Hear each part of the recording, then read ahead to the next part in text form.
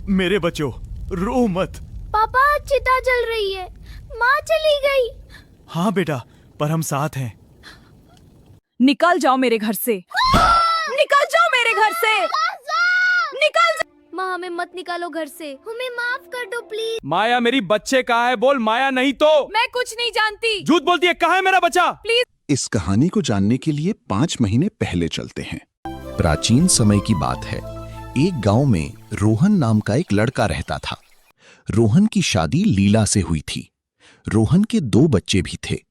रोहन का परिवार हंसी खुशी अपना जीवन निकालते थे। रोहन अपने पत्नी और बच्चों का बहुत ख्याल रखता था। रोहन के माता पिता रोहन के बचपन में ही निधन हो गया था। लीला भी रोहन को बहुत प्यार करती थी। लीला रोहन को रोहन के माता पिता की कमी महसूस नहीं होने देती थी।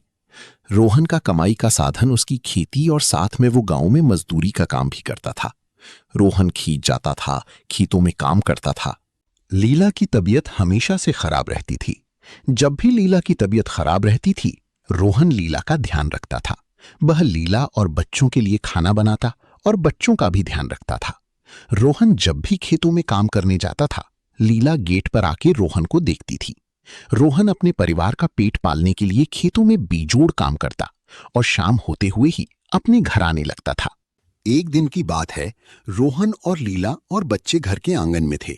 बच्चे खेल रहे थे। रोहन ने लीला से कहा, लीला, तुम हमेशा परिवार का ऐसे ही ध्यान रखना।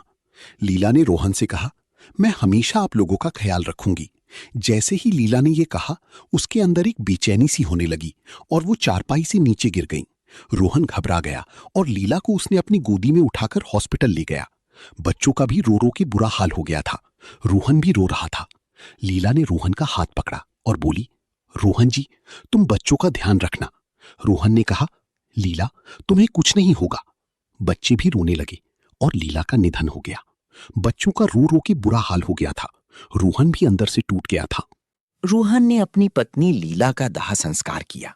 बच्ची ने कहा, मेरे बच्चों, रो मत। पापा, चिता जल रही है, माँ चली गई। हाँ बेटा, पर हम साथ हैं। रोहन अपनी पत्नी की याद में डूबा रहता था। बच्चे भी अपनी मां को याद करके दुखी होते थे। अब रोहन अपने बच्चों का ध्यान रखने लगा था। रोहन फिर से अपने बच्चों के पेट पालने के लिए काम करने जाने लगा था।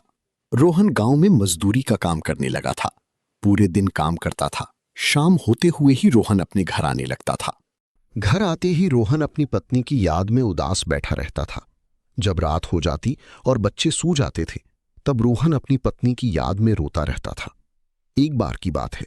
रोहन अपने घर के आंगन में बैठा था।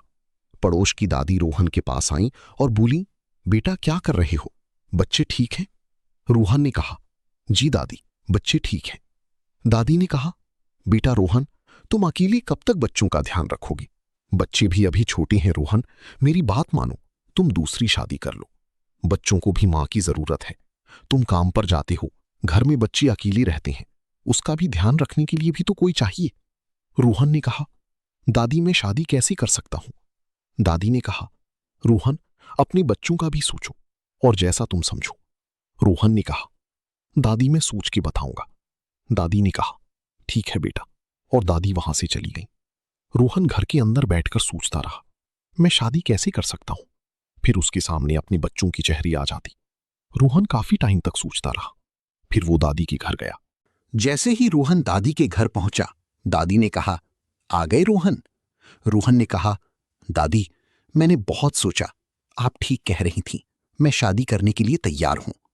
दादी ने कहा, मेरी एक दूर की रिश्तेदार वाली लड़की है, उससे मैं तुम्हारी शादी पक्की कर देती हूं। दादी ने रोहन की शादी माया से करवा दी। बच्चे भी खुश थे। एक बार रोहन और माया कमरे में थे। रोहन ने कहा, माया, तुम बच्चों का ख्याल रखना। माया ने कहा, ठीक है। रोहन के परिवार का जीवन पहले जैसे चलने लगा था। सब लोग खुश रहते थे। माया भी बच्चों को कहानियां सुनाया करती थी। एक बार की बात है।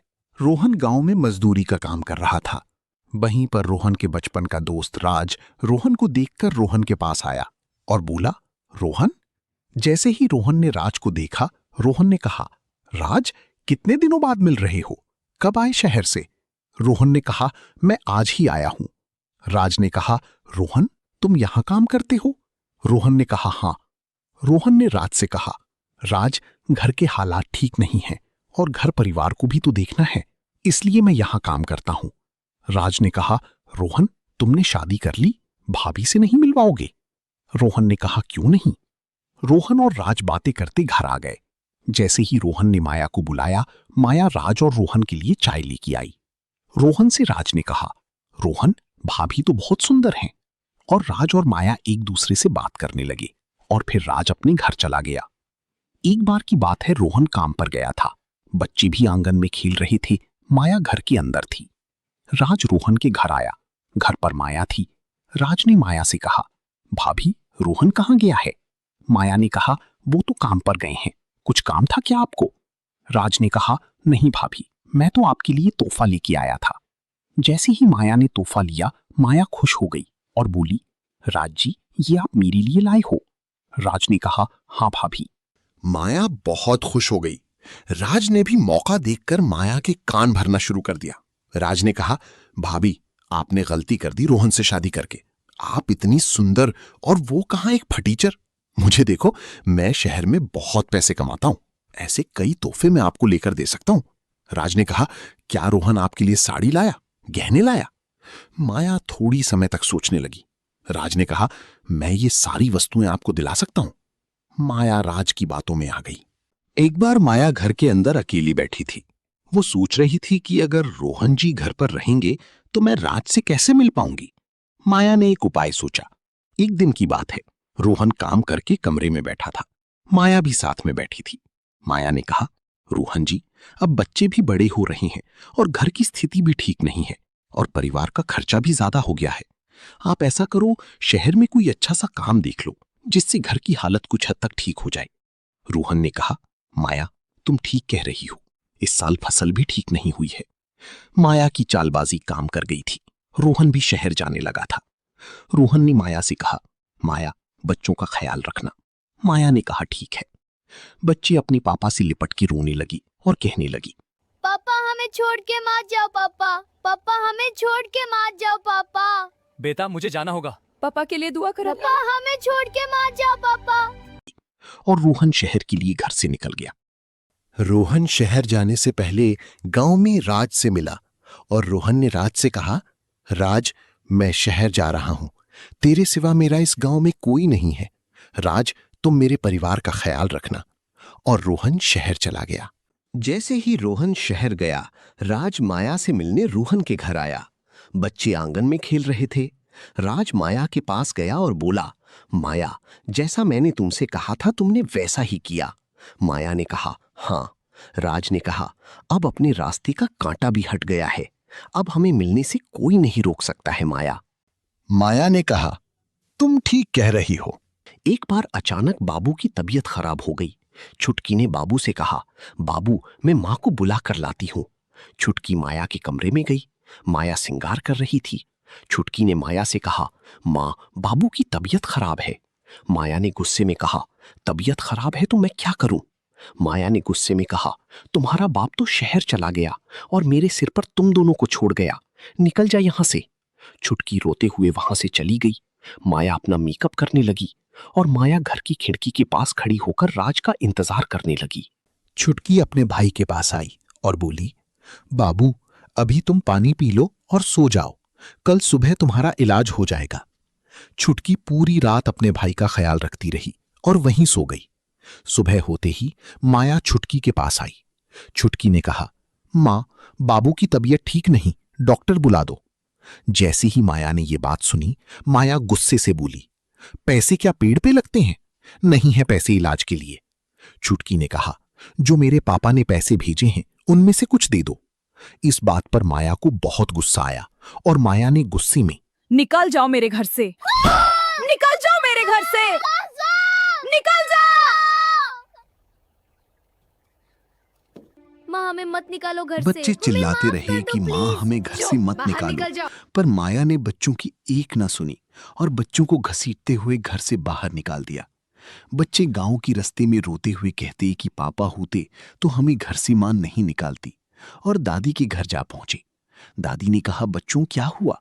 बच्चों ने कहा, दादी, माँ ने हमें घर से निकाल दिया। दादी ने कहा, बच्चों तुम यहीं रुको, मैं तुम्हारे माँ को समझा के आती हूँ। दादी माया के पास चली गई। माया के पास पहुंची। दादी ने कहा, माया, तुमने बच्चों को क्यों निकाल दिया?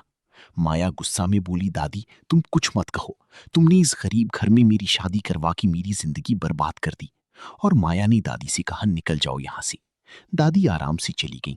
दादी बच्चों के पास आ जाती है। दादी छुटकी से कहती है, तुम यहीं रहो मेरे पास जब तुम्हारे पापा ना आ जाएं। छुटकी और उसका भाई दोनों दादी के घर रहने लगे। वहां माया राज के साथ खुश होकर बात कर रही थी। राज ने कहा, माया, तुमने सही किया जो बच्चों को तुमने घर से निकाल दिया। राज ने एक चाल चली। राज ने माया से कहा, माया, हम एक काम करते हैं, जो भी सोने की वस्तुएं रोहन ने तुम्हारे लिए बनवाई हैं, उसे तुम मुझे दे दो और उन्हें बेचकर पैसे लेकर हम दोनों शहर चले जाएंगे। माया को भी ये बात सही लगी और माया ने सोने की वस्तुएं राज को दे दी। राज की चालबाजी काम कर गई। राज ने सोने की गहने लेकर चला गया और फिर वापस नहीं आया। माया भी समझ गई थी कि राज ने मुझे धोखा दिया है। रोहन शहर में काम करते बहुत दिन हो गए थे। वह रात में अपने बच्चों की याद आती। रोहन ने गांव आने का फैसला किया और वह गांव आने लगा। गांव में आते ही रोहन को अपने बच्चों से मिलने की खुशी थी। जैसे ही रोहन घर आया और माया ने जैसे ही रोहन को देखा, माया डर गई और वह दोनों घर के अंदर चले गए। घर के अंदर जाते ही रोहन ने माया से पूछा, माया, बच्चे कहाँ हैं? माया चुप रही। रोहन ने फिर माया से पूछा, बच्चे कहाँ हैं? माया खामोश रही। रोहन ने गुस्से से माया, पूछा, मेरी बच्चे कहाँ है? बोल माया, नहीं तो मैं कुछ नहीं जानती। झूठ बोलती है। कहाँ है मेरा बच्चा? प्लीज विश्वास करो, मैं सच कह रही हूँ। बोल वरना तू देख लेगी। मुझे माफ कर दो। माया ने रोहन को रोते हुए सारी बात बताई। रोहन ने जैसे ही बच्चों के बारे में सुना, रोहन ने माया से कहा, माया, तुझे बच्चों पर अत्याचार करने में शर्म नहीं आई? कैसी मां है तू जो एक बच्चे का दर्द न समझ पाई? रोहन ने गुस्से से कहा, इससे अच्छा तो मैं तुझसे शादी ही न करता। माया, तुझे भगवान कभी माफ नहीं करेगा। और रोहन गुस्से से घर से चला गया। रोहन दादी के घर जा पहुंचा। रोहन अपने बच्चों को देखकर रोने लगा। बच्चे अपने पापा को देख के रोने लगे और रोहन के पास आ गए। बच्चों ने माया की हर एक बात कही। रोहन ने कहा, बच्चों, अब मैं आ गया हूं ना, तुम्हें कोई कुछ नहीं कहेगा, चलो मेरे साथ। और रोहन बच्चों को लेकर घर आने लगा। जैसे ही रोहन घर गया, रोहन ने गुस्से में माया से कहा, मेरे बच्चे यहीं रहेंगे और तुझ जैसे औरत के लिए इस घर में कोई जगह नहीं है। रोहन ने गुस्से में कहा, निकल जा मेरे घर से। जो मेरे बच्चों को नहीं प्यार दे सकती, वो क्या इस घर का भला सोचेगी? निकल जा यहां से। माया रोते हुए कहती है, मुझे माफ कर दो, मुझसे बहुत बड़ी गलती हो गई है रोहन जी। मैं बहकावे में आ गई थी, मेरी मति मारी गई थी जो अपने ही बच्चों पर जुल्म करती रही। मुझे माफ कर दो। बच्चे दौड़ के आई और बोली, पापा, मम्मी को माफ कर दो। जैसे ही माया ने यह बात सुनी, वह रोने लगी और उसे अपनी गलती का एहसास हो गया था। रोहन ने भी माया को माफ कर दिया था। अब सब लोग हंसी खुशी दिन निकालने लगे थे। रोहन ने भी गांव में रहकर काम करना चालू कर दिया था। माया भी घर का कामकाज संवारने लगी थी। सब कुछ पहले जैसे हो गया था। अगर आपको ये कहानी पसंद आई हो तो हमारे चैनल को सब्सक्राइब करना न भूलें। धन्यवाद।